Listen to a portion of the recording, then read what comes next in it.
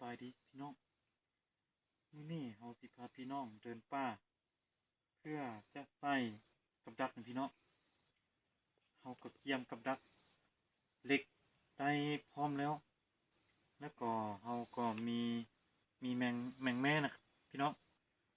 เฮามีแมงแม่เนาะเพื่อเอาแมงแม่ตามใส่กับดักนี้จะไปดักนกหรือว่ากระรอกเนาะพี่น้องเนาะอันนี้เชิญชวนพี่น้องไปนำเฮาว่าสิม่านบ่หรือว่าสิบ่ม่านเอาไปลุ้นนำกันพี่น้องเนาะไปนำกัน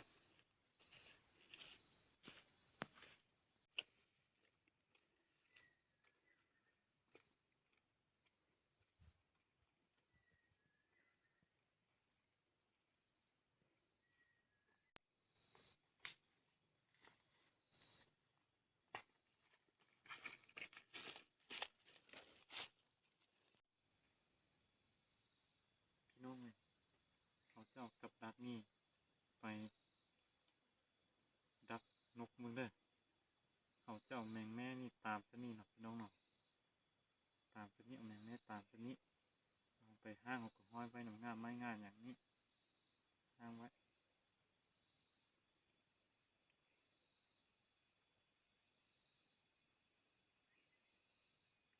จะห้างไว้นี่พี่น้องเนาะนี่โอเคก็ต้องเอาไปห้อยไว้เดี๋ยวนี้พี่น้อง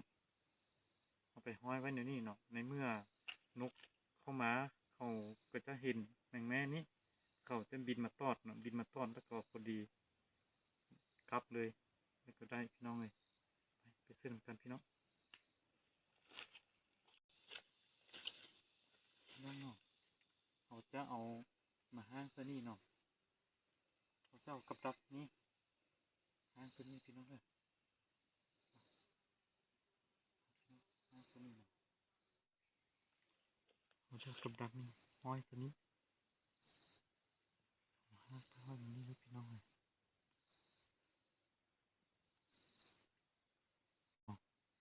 แล้วเมื่อมันบินมาเห็นแมงแม่เน่งในนี่เนาะมันจะบินมาตอดหรือมันจะมาจับอยู่นี่แล้วมันตอดกินก็จะกลับเลยได้แล้วอันนี้นะ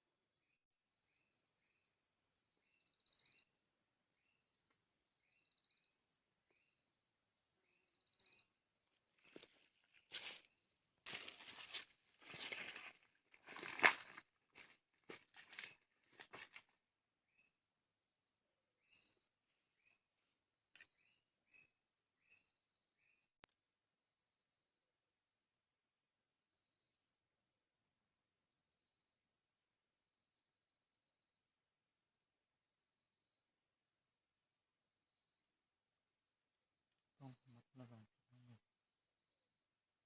ระมัดระวังให้ขับเหนียว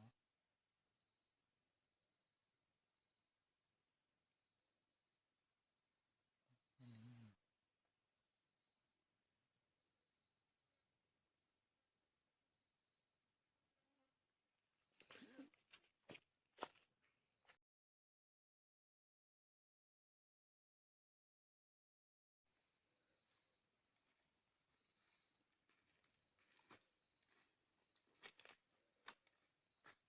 โอ้พี่น้องเอ้ยตึกตัวนึงแล้วพี่น้องเอ้ยตึกตัวนึงแล้วนี่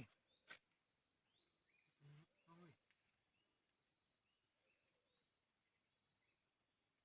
แล้วนี่พี่น้องเอ้ยทับหัวเลยนี่นะทับหัวเลยไปย้ำอีกมาต่อไป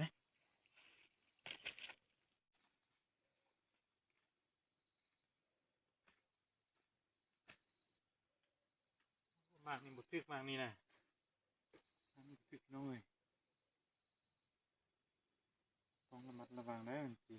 หนีบมือเขาได้ทับมือเขาได้พี่น้องมากนี่บ่ทึกพี่น้องเอ้ยมากนี่บ่ทึกปลดก่อน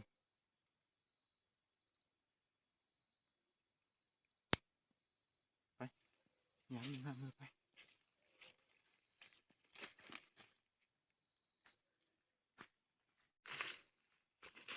โอ้มากนี่คือตัวนึงพี่น้องเป็นตัวนึงเป็นตัวที่สองแล้วพี่น้องเอ้ยตัวนี้ทับให้ทับมาตัวนี้นะที่โดนแล้วนี่นะแข็งหมดนี่เป็นสองตัวถือสิตัวน้อยบ่มีตัวบ่มีนกเงือกเลยที่ถือสิตัวน้อยไปยังนี่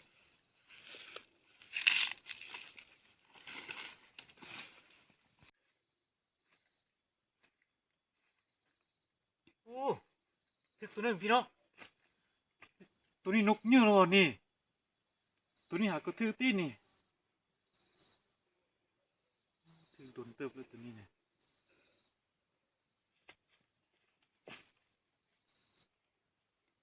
มันได้สามตัวแล้วพี่น้องเอ้ยกับดักมาหนึ่งบ่ถือได้สามตัวแล้วพี่น้องไปพยายามอีก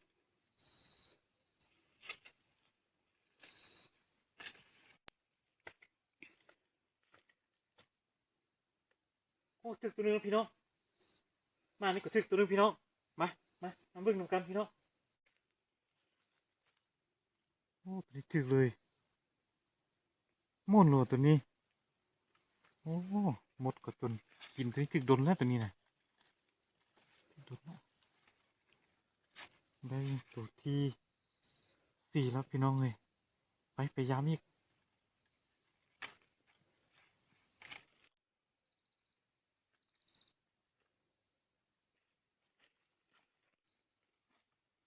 โอ้พี่น้องเอ้ย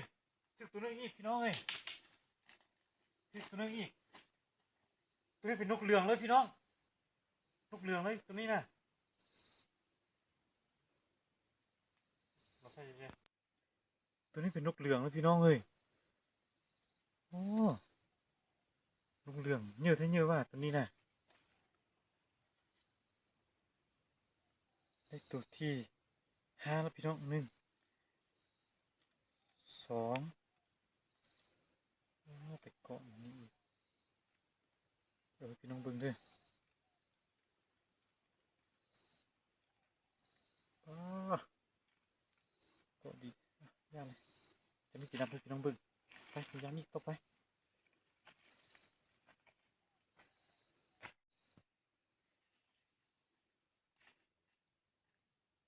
อ้าวนี่ก็ติดตัวนึง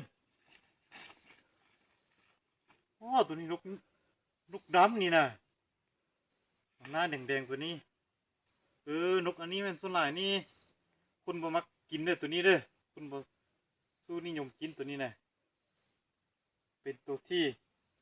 หกอ่ะเก็บมันก่อนมาจริงๆเลยพี่น้องเลยได้หกตัวพี่น้องเลยมื่อนี้หมานสุดเลยมื่อนี้นะดีใจสุดเลยเอาได้ของดีแล้วเมื่อคืนนี่นะเอากับดักนี่ใส่ก็ถึกดีเลยพี่น้องเด้อแต่เราต้องตามแมงแม่เนาะถึงถึกพี่น้อง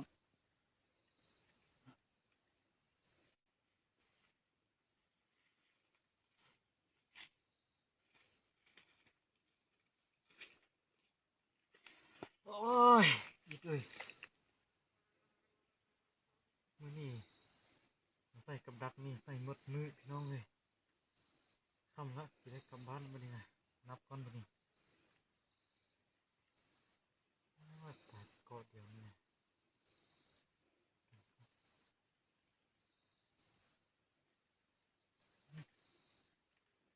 นับมือมื่อนี้นะกอดเดียวอีกหนึ่งสองมาอีก ตึกสามสี่ห้าหกได้หกตัวพี่น้องเลยหกตัวหมานจริงๆเลยวันนี้นะมื้อนี้ก็หมานพี่น้องเลยได้หลายเท่าไหร่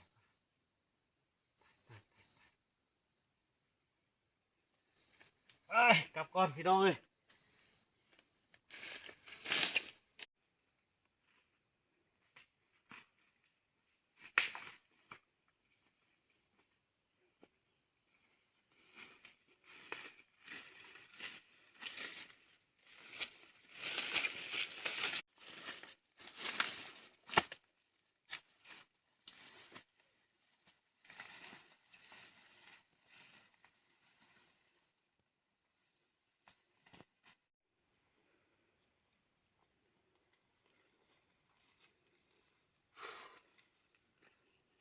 ปลดนกก่อน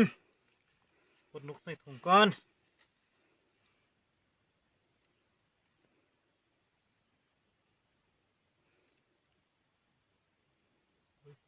มาติดด้านหรอวันนี้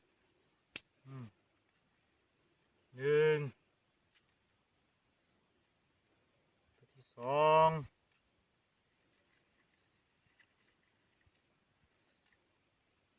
ตัวที่สาม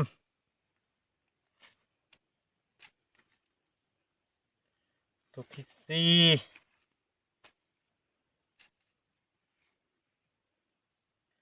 ตัวที่ห้า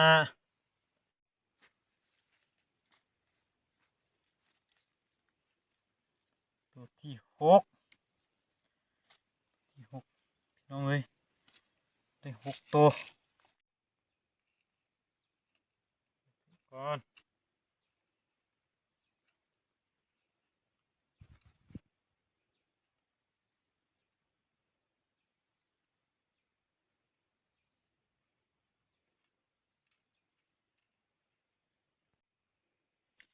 คำนึงพี่น้องเด้อ